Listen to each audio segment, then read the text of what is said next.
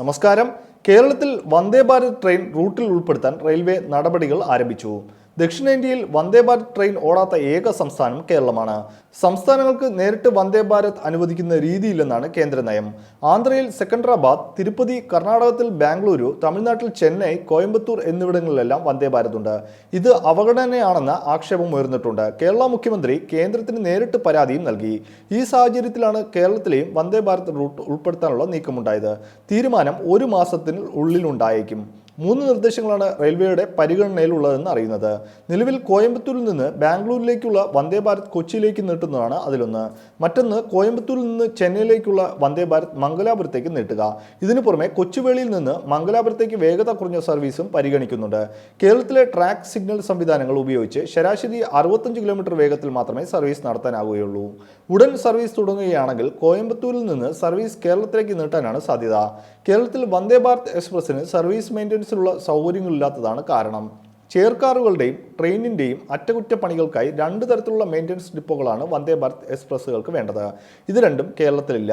ദക്ഷിണേന്ത്യയിൽ വന്ദേ ഭാരത് ട്രെയിൻ കോച്ചുകൾക്ക് അറ്റകുറ്റപ്പണികൾ നടത്താൻ ചെന്നൈ ബേസിൻ ബ്രിഡ്ജ് ഡിപ്പോയ്ക്ക് 110 കോടി രൂപയും ചെന്നൈ താമ്പരത്ത് മെയിൻ്റനൻസ് ഡിപ്പോ നവീകരിക്കാൻ 260 കോടിയും ബാംഗ്ലൂരിലെ തനിസാന്ദ്രയ്ക്ക് 255 കോടിയും ബപ്പനഹള്ളി വിശ്വേശ്വര ടെർമിനലിന് 123 കോടിയും അനുവദിച്ചിട്ടുണ്ട്. കേരളത്തിന് ഒന്നുമില്ല. അറ്റകുറ്റപ്പണികൾക്ക് സൗകര്യം എവിടെ എന്നുള്ളതാണ് ഒരു ചോദ്യം.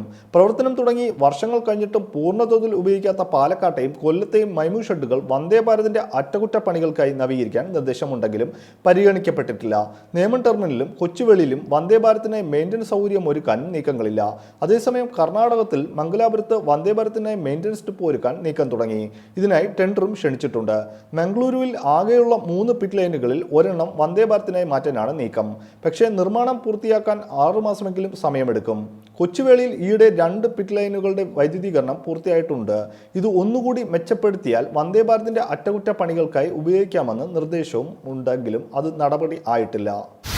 UAEയിൽ വിദേശികൾക്ക് സന്ദർശക വിസ നൽകുന്നതിൽ കടുത്ത നിയന്ത്രണങ്ങൾ ഏർപ്പെടുത്തി അധികൃതർ.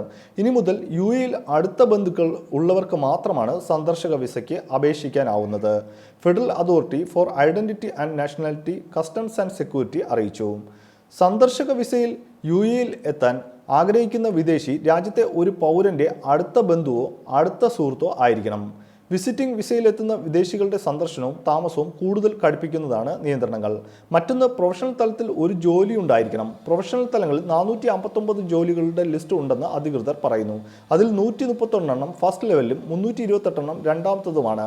ഇങ്ങനെ വിസിറ്റിംഗ് വിസയിൽ UAEയിൽ എത്തുന്നവർ അവിടുത്തെ പൗരന്റെ അടുത്ത ബന്ധുവാണെന്ന് തെളിയിക്കുന്ന മതിയായ രേഖകൾ ഹാജരാക്കണം.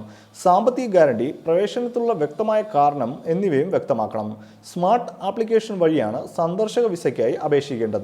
വിദേശത്തുള്ള വ്യക്തിക്ക് വിസ കിട്ടിയ ശേഷം എൻട്രി പെർമിറ്റ് നൽകിയ തീയതി മുതൽ 60 ദിവസത്തിനുള്ളിൽ അദ്ദേഹം രാജ്യത്ത് പ്രവേശിക്കണമെന്ന് അതോറിറ്റി വ്യക്തമാക്കി.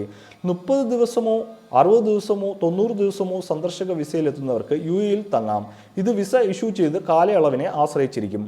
ഓരോ അധിക ദിവസത്തിനും 100 ദിർഹം എന്ന തോതിലുള്ള അധിക പിഴ ഒഴിവാക്കുന്നതിന് നിശ്ചിത കാലയളവ് അവസാനിക്കുന്നതിന് മുമ്പ് തന്നെ വിദേശി രാജ്യം വിടുകയോ പ്രവേശന പെർമിറ്റ് നീട്ടുകയോ ചെയ്തിരിക്കണം. വർഗീയ കലാപങ്ങളും വിദ്വേഷ പ്രസംഗങ്ങളും ഇസ്ലാമോഫോബിയയും തടയാൻ നടപടി സ്വീകരിക്കണമെന്ന് ആവശ്യപ്പെട്ട് പ്രമുഖ മുസ്ലിം നേതാക്കൾ കേന്ദ്ര ആഭ്യന്തരമന്ത്രി അമിത്ഷായെ കണ്ടു. രാമനവമി ഘോഷയാത്രയ്ക്കിടെ വ്യാപകമായി വർഗീയ സംഘർഷം ഉണ്ടായതിന് പിന്നാലെ അമിത്ഷായുമായി ചർച്ച നടത്തിയ പ്രതിനിധി സംഘം മുസ്ലിം സമുദായത്തിന്റെ ആവശ്യങ്ങളടങ്ങുന്ന നിവേദനവും സമർപ്പിച്ചു. ജമിഅത്തുൽ ഉലമിയ ഹിന്ദ്, ജമിഅത്തുൽ അഹ്ലിയ ഹജ്ജ് അധ്യക്ഷന്മാരുടെ നേതൃത്വത്തിൽ 17 നേതാക്കൾ നിവേദനത്തിൽ ഒപ്പിട്ടു. സംസ്ഥാനങ്ങളിൽ നിന്ന് പുറത്തുവരുന്ന വർഗീയ സംഘർഷങ്ങളിലേക്ക് അമിത്ഷായുടെ ശ്രദ്ധ ക്ഷണിച്ച നേതാക്കൾ അവയ്ക്ക് അറുതി വരുത്താൻ നടപടി വേണമെന്നാണ് ഒന്നാമതായി ആവശ്യപ്പെട്ടത്. വിദ്വേഷ പ്രസംഗങ്ങളും ഇസ്ലാം വിരുദ്ധ പ്രചാരണങ്ങളും തടയണമെന്നായിരുന്നു രണ്ടാമത്തെ ആവശ്യം.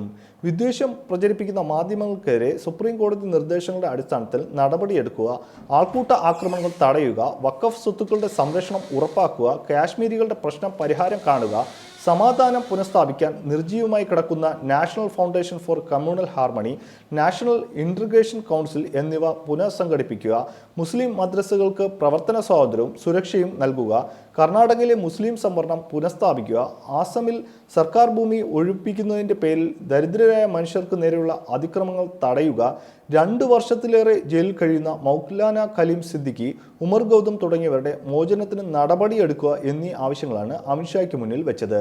സ്വവർഗ വിവാദത്തിനെതിരെ കേന്ദ്രം സുപ്രീം കോടതിയിൽ നിലപാടെടുത്തതിനെ നേതാക്കൾ അഭിനന്ദിച്ചു. കാശ് വെച്ചുള്ള ഓൺലൈൻ ഗെയിമിങ്ങിന് വിലക്കേർപ്പെടുത്തി കേന്ദ്രം. ഓൺലൈൻ ഗെയിമിംഗ് മേഖലയ്ക്ക് നിയന്ത്രണങ്ങൾ ഏർപ്പെടുത്തിക്കൊണ്ടുള്ള അന്തിമ വിജ്ഞാപനം കേന്ദ്ര IT മന്ത്രാലയം പുറത്തിറക്കി. ഇതോടെ വാതുവെപ്പ്, ചൂതാട്ടം എന്നിവ നടത്തുന്ന ഓൺലൈൻ ഗെയിമുകൾ പൂർണ്ണമായും നിരോധനം വരും. ഓൺലൈൻ ഗെയിമിങ്ങുകളെ നിയന്ത്രിക്കുക സ്വയം നിയന്ത്രിക്കുക സംവിധാന സെൽഫ് റെഗുലേറ്ററി ഓർഗനൈസേഷൻ ആയിരിക്കും.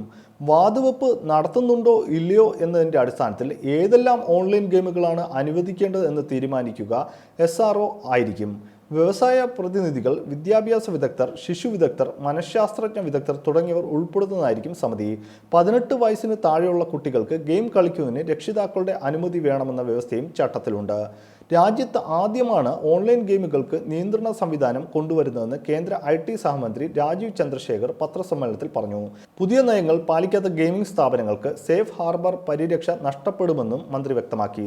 സർക്കാരോ നിയമമോ ആവശ്യപ്പെടുമ്പോൾ ചട്ടവിരുദ്ധമായ ഉള്ളടക്കം നീക്കം ചെയ്യുന്നത് വഴി കമ്പനികൾക്ക് ലഭിക്കുന്ന നിയമപരമായ സുരക്ഷയാണ് സേഫ് ഹാർബർ. നിലവിൽ പണം നിക്ഷേപിച്ച് കളിക്കുന്ന ഓൺലൈൻ ഗെയിമുകൾക്ക് മാത്രമാണ് നിയന്ത്രണമെന്ന് മന്ത്രി പറഞ്ഞു. ജനുവരിയിലാണ് കരട് നയം പുറത്തിറക്കിയത്. 2021 IT ഇന്റർമീഡിയറ്റ് ചട്ടങ്ങളുടെ ഭേദഗതി കൊണ്ടുവരുന്നത്. രാജ്യത്ത് കോവിഡ് കേസുകൾ വീണ്ടും ഉയരുന്ന പശ്ചാത്തലത്തിൽ കേന്ദ്ര ആരോഗ്യമന്ത്രി മൻസുഖ് മാണ്ഡ്യയുടെ നേതൃത്വത്തിൽ ഇന്ന് യോഗം ചേരും. സംസ്ഥാന ആരോഗ്യമന്ത്രിമാർ പങ്കെടുക്കും. വെർച്വൽ മീറ്റിൽ എംപവേർഡ് ഗ്രൂപ്പും NTGSII ഉദ്യോഗസ്ഥരും പങ്കെടുക്കും. തിങ്കളാഴ്ച നടത്താനിരിക്കുന്ന കോവിഡ് മോക്ക് ഡ്രിൽ ഉൾപ്പെടെയുള്ള കാര്യങ്ങൾ യോഗത്തിൽ ചർച്ചയാകും എന്ന് സൂചനയുണ്ട്. ഇന്നലെ രാജ്യത്ത് 5335 പുതിയ കോവിഡ് കേസുകൾ രേഖപ്പെടുത്തി. 195 ദിവസത്തിനിടയിലെ ഏറ്റവും ഉയർന്ന നിരക്കാണിത്. 13 പേർ മരിച്ചു. മഹാരാഷ്ട്രയിൽ ഒരു ദിവസത്തിനിടെ 800-ലധികം പേർക്കാണ് കോവിഡ് സ്ഥിരീകരിച്ചത്. 606 ആണ് ഡൽഹിയിൽ പ്രതിദിന കോവിഡ് കണക്ക്. ഉത്തർപ്രദേശിലെ ലക്നൌവിലും ആഗ്രയിലും രോഗികളുടെ എണ്ണം കൂടി. രാജ്യത്തെ കോവിഡ് വ്യാപനത്തിന്റെ പശ്ചാത്തലത്തിൽ സിക്കിമിൽ മാസ്ക് നിർബന്ധമാക്കി. ആരോഗ്യ അടിസ്ഥാന സൗകര്യങ്ങളുടെ തയ്യാറെടുപ്പിന്റെ ഭാഗമായി രാജ്യത്തെ കോവിഡ് സ്ഥിതികൾ വിലയിരുത്താൻ കഴിഞ്ഞ മാസം പ്രധാനമന്ത്രി നരേന്ദ്രമോദിയുടെ നേതൃത്വത്തിൽ ഒരു ഉന്നതതല യോഗം ചേർന്നിരുന്നു.